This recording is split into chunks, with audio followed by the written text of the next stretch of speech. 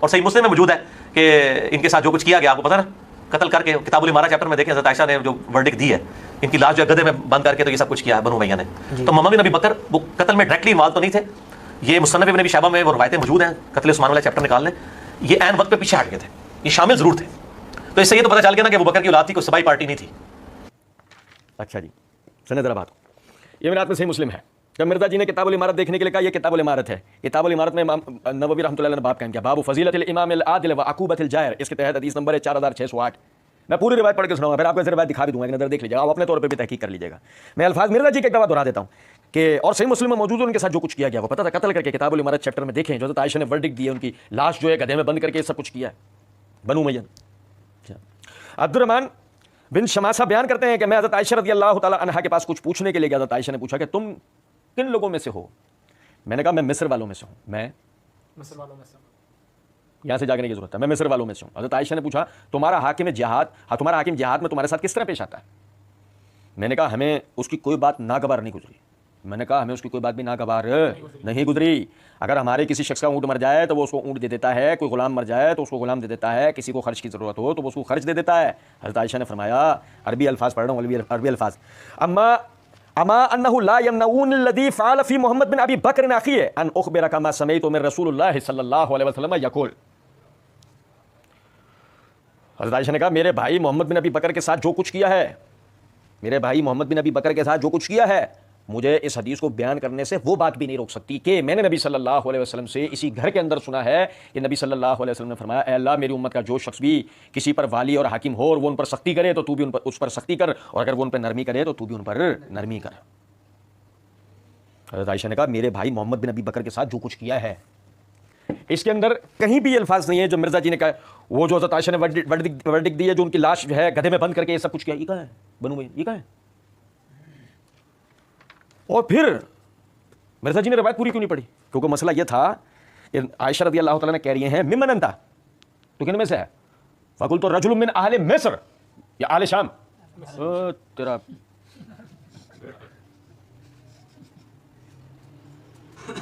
یہ ہے مرزا صاحب. پھر وہ کہتے ہیں کہ کیا کیا؟ یہ کیا ہے مرزا صاحب. صحیح بخاری صحیح مسلم کی روایت پڑھ کے سنا رہے ہیں، یہ پڑھ کے سنا رہے ہیں، صحیح بخاری صحیح مسلم کی روایت. اس بات آ رہی ہے سمجھ میں نہیں. اور پھر آپ یہ دیکھیں وہ کہاں ہیں، وہ گدھے میں لاش بند کر دینا اور یہ سب کدھر؟ یہ مرزا جی نے صحیح مسلم کے نام سے کیا کرا مرزا جی نے، پتہ ہے صحیح مسلم کے نام؟ میں آپ کو بتاؤں، مرزا جی کے الفاظ میں بتاتا ہوں. مرزا جی نے مسئلہ نمبر 175A پارٹ 100 کوسچنز آن علماء اینڈ سیکٹس ایشوز کے اندر مرزا جی نے کہا ہے میں آپ سے چیلنجنل یہ بات کرتا ہوں کہ کبھی بھی تاریخی جھوٹی روایتوں کو ساتھ جوڑے بغیر بخاری مسلم یا قرآن پاک سے کوئی ایبسولوٹ ایسا رزلٹ نہیں نکال سکتا کہ جو ہمارے عقائد میں نظریات کے خلاف ہو. میرا چیلنج ہے کوئی مثال پیش کریں، ایبسولوٹلی کوئی ایگزامپل پیش کریں، ایبسولوٹلی ساتھ جوڑنا پڑے گا لازمی، جوڑے بغیر کوئی رزلٹ نہیں نکلے گا. وہی مرزا جی نے کیا، نام لیا صحیح مسلم کا، نام لیا مرزا جی نے صحیح مسلم کا، لیکن نکالا کیا مرزا جی نے؟ سنو ذرا بات کو، میں آپ کو بتاتا ہوں تاکہ آگے بھی کوئی نہ رہے نا، یہ وسوسہ نہ رہ جائے کوئی مرزا جی کا. یہ میرے ہاتھ میں تاریخ تبری ہے، اس کی جلد نمبر 3 کا یہ صفحہ نمبر 383 تھا، 382 تھا، 385. میں 382 کا جو آپ کو اشارہ دے رہا ہوں وہ اس لیے کہ سند یہاں سے شروع ہو رہی ہے. سند کیا ہے؟ ابو مخنف باواسطہ محمد بن یوسف بن ثابت الانصاری کے ذریعے مدینہ کے ایک شخص سے نقل کرتا ہے.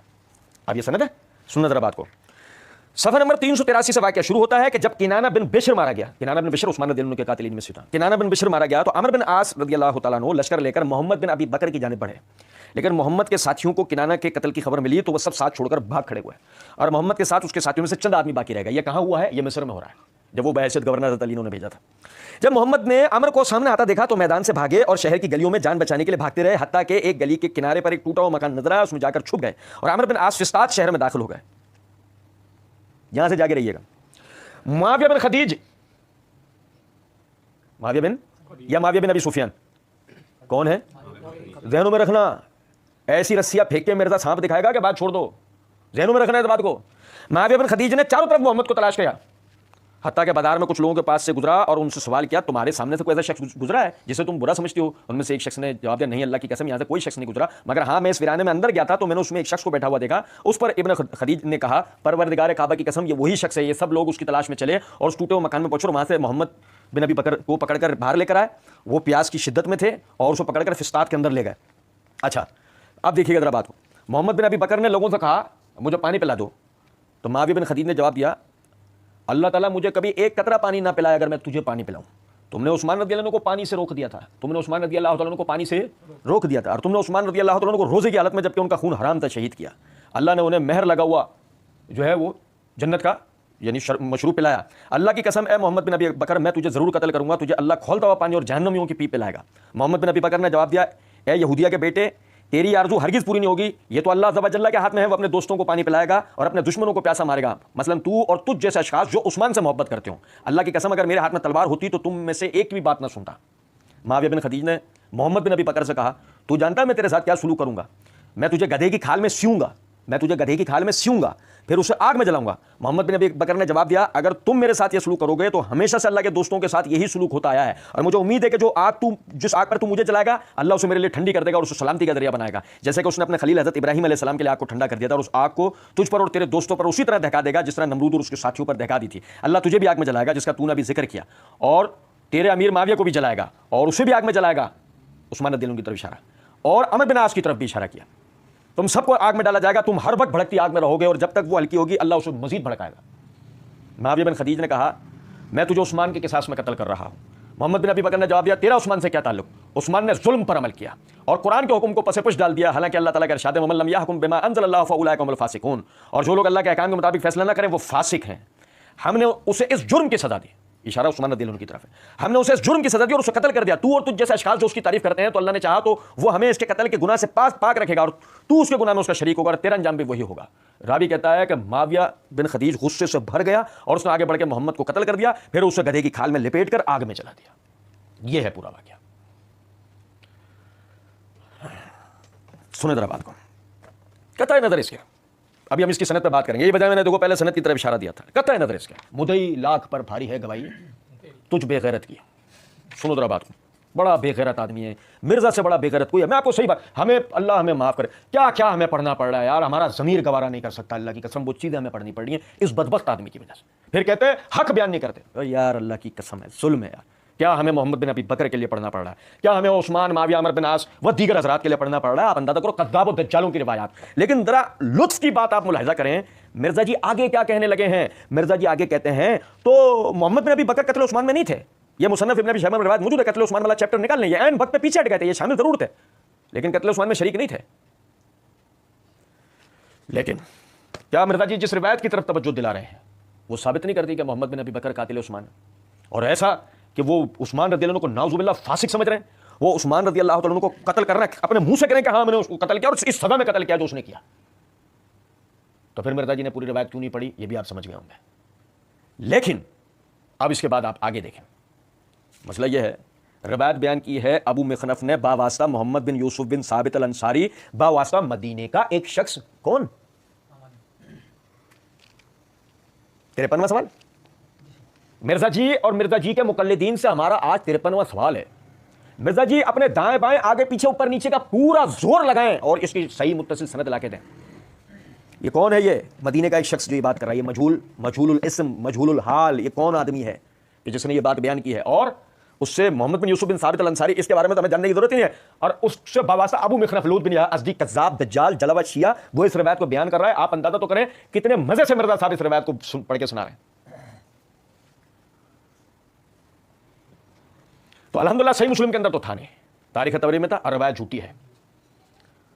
اور اللہ کی قسم ایک ایک لفظ ثابت کرتا ہے روایت کے متن کا کہ اس کو محمد بن ابی بکر, معاویہ بن خدیج, یہ سیدنا عثمان وغیرہ صحابہ تابعین کی طرف ان الفاظوں کو منسوب بھی نہیں کیا جا سکتا. کیسے بدبخت لوگ ہیں کہ وسوسہ دے کے پیچھے ہٹتے ہیں اور کہتے ہیں کہ جی یہ حق بیان نہیں کرتے. تم روایت پوری کیوں نہیں سناتے؟ سنا اور دیکھیں, سنیے گا ذرا بات کو. پھر ذرا معاویہ بن خدیج کا معاملہ بھی سنیں. میں آپ کو بتاؤں ذرا بات, کہاں سے آیا ہے تو؟ کہا اہل مصر میں سے ہوں. ذرا یہ دھیان میں رکھیے گا بات کو. یہ میرے ہاتھ میں تاریخ ابن کثیر ہے, اس کی جلد نمبر 8 ہے, صفحہ نمبر 832 ہے. معاویہ بن خدیج الخولانی المصری, حافظ ابن کثیر رحمۃ اللہ علیہ فرماتے ہیں اکثر مورخین کے قول کے مطابق بلند قدر صحابی ہیں, بلند قدر صحابی ہیں, اور ابن حبان نے ثقہ تابعین میں آپ کا ذکر کیا ہے. اور پہلا قول صحیح ہے, اور پہلا قول صحیح ہے کہ معاویہ بن خدیج کیا ہیں؟ صحابی ہیں. ٹھیک ہے, آپ نے فتح مصر میں شمولیت کی اور آپ ہی حضرت عمر رضی اللہ عنہ کے پاس اسکندریہ کی فتح کی بشارت لے کر آئے تھے, اور حضرت عبداللہ بن سعد بن ابی سرحہ کے ساتھ بربریوں کی جنگ میں بھی شامل ہوئے, اور اس روز آپ کی ایک آنکھ بھی جاتی رہی تھی, یعنی شہید ہو گئی تھی. اور بلاد مغرب میں بہت سی جنگوں کو آپ کے سپرد کیا گیا, اور حضرت علی رضی اللہ عنہ کے زمانے میں بلاد مصر میں یعنی آپ یعنی فتوحات میں تھے، آپ سیدنا عثمان رضی اللہ عنہ کی طرفداروں میں سے تھے، اور آپ نے کلیتاً حضرت علی رضی اللہ عنہ کی بیعت نہیں کی. اور جب حضرت معاویہ رضی اللہ تعالیٰ عنہ نے مصر پر قبضہ کیا تو آپ نے ان کی عزت کی. پھر حضرت عبداللہ بن عمرو بن عاص کے بعد آپ کو مصر کا نائب مقرر کر دیا گیا. انہوں نے اپنے باپ کے بعد وہاں 2 سال نیابت کی. پھر حضرت معاویہ رضی اللہ عنہ نے آپ کو معزول کر کے معاویہ بن خدیج کو امیر مقرر کر دیا، اور آپ ہمیشہ مصر میں رہے، حتیٰ کہ اس سال میں، یعنی اسی سال میں جو حافظ ابن کثیر رحمۃ اللہ علیہ نے جس سال کا یہاں پہ ذکر کیا ہے، یعنی سن 52 ہجری، کہ اسی سال میں آپ نے وہیں وفات پائی. جس کا مطلب یہ ہے کہ جب حضرت عائشہ یہ کہہ رہی ہے نا تمہارا مصر تمہارا امیر تمہیں کیا حکم دیتا ہے، تو مراد ان کا اشارہ معاویہ بن ابی سفیان کی طرف نہیں ہے. کس کی طرف ہے؟ معاویہ بن خدیج کی طرف. اور اللہ کی قسم ہمیں بحث معاویہ بن خدیج کے صحابی یا تابعی ہونے سے اس وقت نہیں ہے. بحث اس بات سے ہے کہ یہ، یعنی کہ پہلی چیز تو یہ حضرت عائشہ کا اشارہ بنو امیہ کی طرف نہیں ہے، حضرت عائشہ کا اشارہ معاویہ بن ابی سفیان رضی اللہ عنہ کی طرف نہیں ہے، حضرت عائشہ کا اشارہ مصر کے گورنر کی طرف ہے، اور مصر کا گورنر تا حیات زندگی کون رہا؟ معاویہ بن خدیج رہے. آپ اندازہ کریں معاویہ بن خدیج کو معاویہ بن ابی سفیان بنانے کی ایک ناکام کوشش.